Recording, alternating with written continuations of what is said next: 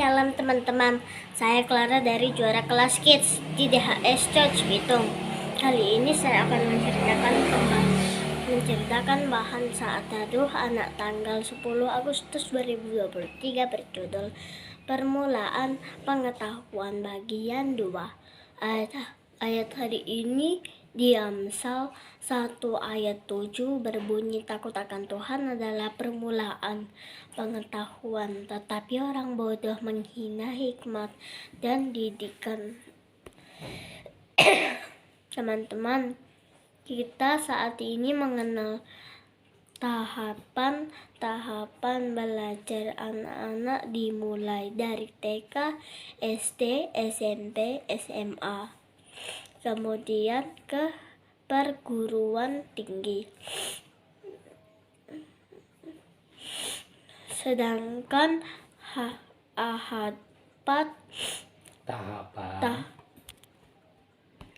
tahapan belajar anak-anak orang Yahudi dan Israel sewaktu Tuhan Yesus di bumi ini juga mengalami tahapan sebagai berikut. 1. Mikra. Anak-anak orang Israel pada umur 5 tahun mulai belajar membaca dan menulis. Yang mereka baca dan tulis bukanlah bacaan dan tulisan sembarangan, melainkan Taurat. 2. Misnah, artinya pengulangan.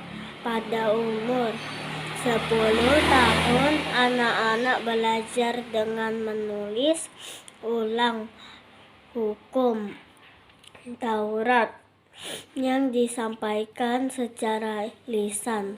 3. Talmud, yaitu belajar dari catatan tentang diskusi para rabi yang berkaitan dengan hukum Taurat, etika, kebiasaan, dan sejarah. Pada zaman Tuhan Yesus dimulai saat usia 12 tahun, tetapi sekarang pada usia 13 tahun. 4. Midras, pada usia 20 tahun. Midras mempelajari kitab suci secara lebih dalam. Teman-teman, Tuhan Yesus dilahirkan sebagai orang Yahudi. Jadi tentu harus mengikuti semua tahapan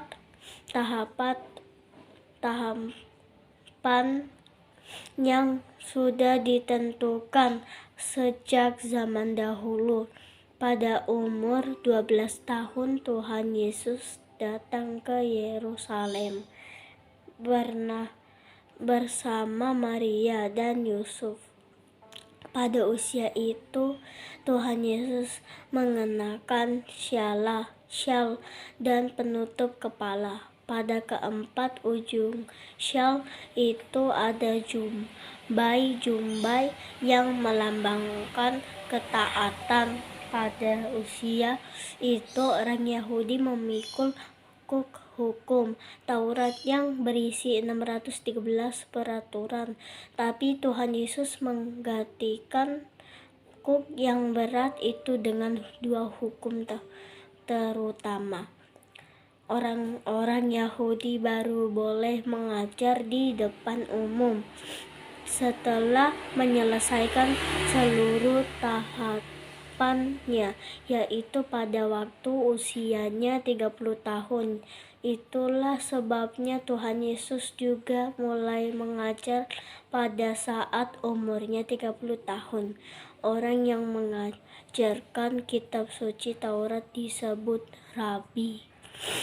Tuhan Yesus juga dipanggil rabi oleh murid-muridnya karena Tuhan Yesus memang telah memenuhi syarat sebagai seorang pengajar Yahudi dan layak dipanggil rabi. Teman-teman, saat ini kamu masih muda dan banyak hal menarik yang bisa kamu pelajari di dunia ini. Ada yang ingin sekolah sampai setinggi-tingginya agar bisa mendapatkan pekerjaan yang bagus di kemudian hari. Kalau pekerjaannya bagus, diharapkan punya penghasilan yang besar. Tapi ingatlah teman-teman, bahwa semua pengetahuan yang kita miliki bukan hanya untuk mencari uang, tetapi agar kamu yang sudah percaya kepada Tuhan Yesus bisa memberitakan Injil dengan lebih baik. Tuhan Yesus akan memakai kamu semua talenta dan pengetahuanmu agar kamu bisa menjadi saksinya dan memuliakan namanya. Kamu juga bisa menggunakan ilmu dan keahlianmu untuk memberikan sumbangsi bagi Indonesia agar negeri kita semakin maju dan semakin mengenal Tuhan.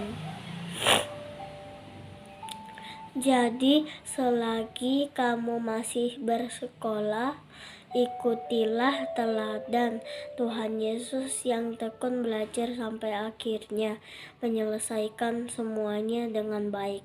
Kalau kamu berprestasi di sekolah, bukan hanya orang tuamu yang senang, tetapi Tuhan Yesus akan disenangkan hatinya. Nah, sekarang ke bagian pertanyaan. 1A. Apa jenjang atau tahapan belajar yang ada di negara kita Indonesia? Jawabannya TK, SD, SMP, SMA. Kemudian ke perguruan tinggi. B. Apa saja tahapan belajar yang ada di Israel? Jelaskan. Jawabannya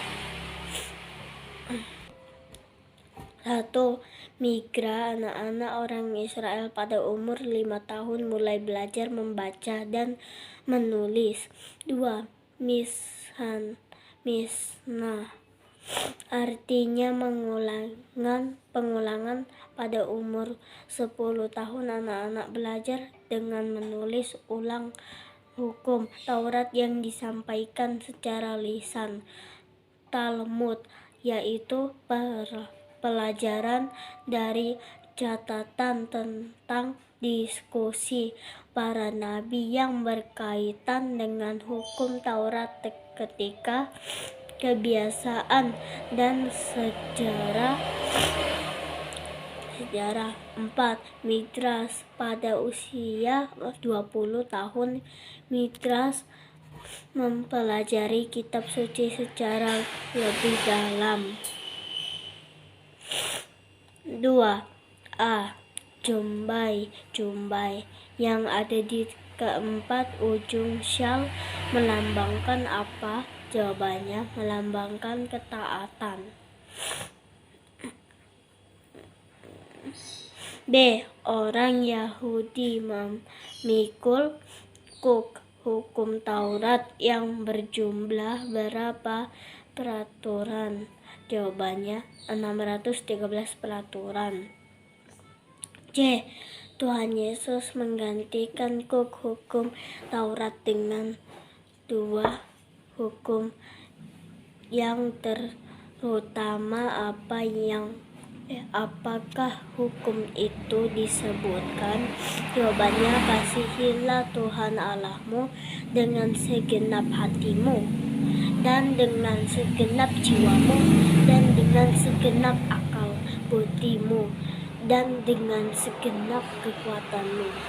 Dan hukum yang kedua ialah kasihilah sesamamu manusia seperti dirimu sendiri. 3. Pada usia berapa orang Yahudi bisa mengajar di depan umum? Jawabannya 30 tahun. B. Orang yang mengajarkan kitab suci Taurat disebut apa? Jawabannya rabi. C. Apakah menurutmu pendidikan sekolah itu penting? Mengapa? Jawabannya ya, karena membuat masa depan kita lebih baik dan bisa dipakai Tuhan untuk melayaninya dengan luar biasa. D. Apa yang Tuhan Yesus mau kita lakukan dengan talenta dan pengetahuan yang kita miliki? Jawabannya memakai semua talenta dan pengetahuan kita agar kita bisa menjadi saksinya dan memuliakan namanya. Demikian teman-teman, Tuhan memberkati. Dah.